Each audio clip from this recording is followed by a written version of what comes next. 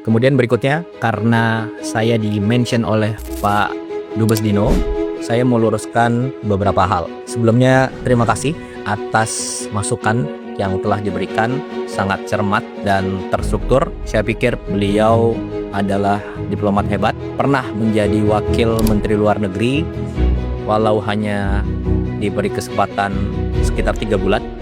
Jadi yang pertama, masalah biaya bila keluar negeri. Ini sudah dijelaskan beberapa kali. Jadi segala kelebihan biaya yang telah dianggarkan oleh negara itu sepenuhnya ditanggung oleh pribadi Presiden Prabowo. Kemudian yang kedua, jumlah rombongan. Ini sangat penting.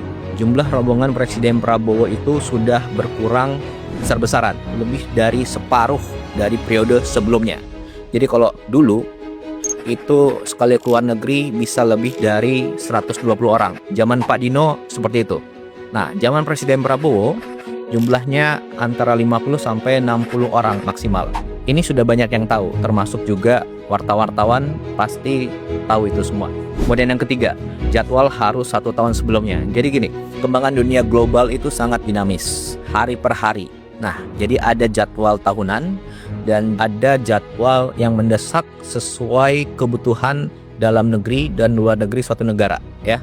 Kemudian yang keempat, masalah protokoler dan frekuensi keluar negeri dalam 1,5 tahun terakhir. Jadi Presiden Prabowo itu adalah presiden baru yang mulai menjabat saat dunia sedang krisis. Sebelumnya ada konflik di Ukraina, ada di Venezuela, kemudian sekarang ada di Iran dan Timur Tengah, itu terlibat Saudi, Qatar, Bahrain, UAE dan lain sebagainya, ya. Jadi setiap pemimpin tentunya harus bangun hubungan yang dekat antar pemimpin dunia. Dan kita tidak bisa hanya mengandalkan saat krisis baru kita minta bantuan. Tidak, kita harus panen hubungan yang baik. Lalu bila suatu saat ada kondisi mendesak, kita bisa minta bantuan. Dan begitu pula sebaliknya, oke? Untuk itu perlu kedekatan pribadi, kedekatan emosional antar pemimpin, baik secara langsung, diliput media, ataupun tertutup. Nah, itulah diplomasi. Jadi salah besar kalau dibilang hanya gagah-gagahan, seremonial. Jadi kita harus lihat apa yang sudah dicapai dalam 1,5 tahun terakhir ini. Yang pertama, Indonesia masuk BRICS. Manfaatnya apa? Ya sekarang ini, di tengah konflik krisis dunia, situasi negara terjamin. Stok BBM aman, harga BBM subsidi tidak naik, stok pangan aman. Kemudian yang kedua, tarif 0% di Uni Eropa. Ada 25 negara di situ. Dan ini perjanjian yang sudah diurus belasan tahun yang lalu. Tapi kapan tercapai? Ya zaman Presiden Prabowo, tepatnya tahun 2025 lalu. Kemudian yang ketiga, total investasi yang masuk dalam 1,5 tahun ini adalah sekitar 2.430 triliun. Itu data dari BKPM. Kemudian contoh konkret lagi nih.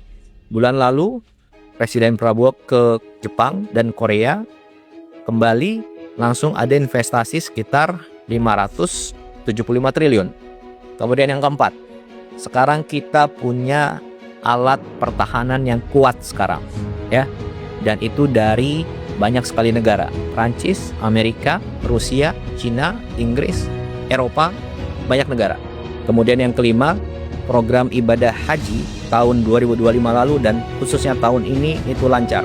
Nyaris tidak ada kendala-kendala yang signifikan.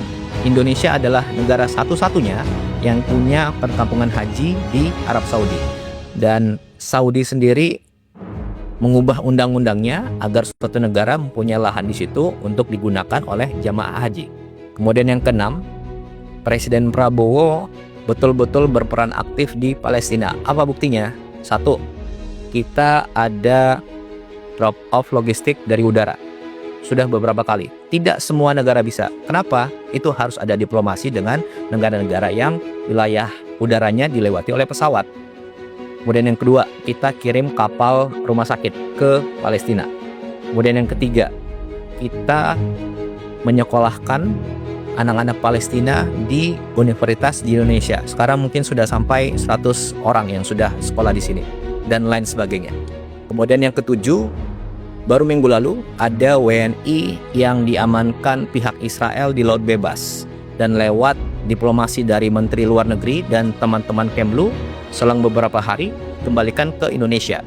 Jadi ini lewat diplomasi yang baik diberitakan maupun yang tertutup gitu ya. Dan ingat, yang tadi saya sampaikan adalah hasil konkret nyata 1,5 tahun terakhir. Dan semua itu adalah diplomasi yang dilakukan oleh Presiden Prabowo lewat berbagai macam cara, baik yang dipublikasikan maupun tidak dipublikasikan, karena yang terpenting bagi kami adalah hasil konkretnya. Itu yang kita utamakan. Kemudian terakhir, masalah pertemuan dengan kepala negara lain di event-event tertentu. Jadi gini, pertemuan dengan kepala negara lain di suatu event itu yang menentukan adalah Bapak Presiden dan juga saran dari Menteri Luar Negeri. Dan beliau-beliaulah yang mengetahui mana yang prioritas, mana pertemuan yang harus diutamakan, mana pertemuan yang bisa langsung ataupun cukup menggunakan telepon, mana pertemuan yang perlu diberitakan, mana yang tidak diberitakan. Dan saya rasa semua diplomat hebat tahu itu. Jadi kurang elok rasanya kalau itu masih dipermasalahkan ya.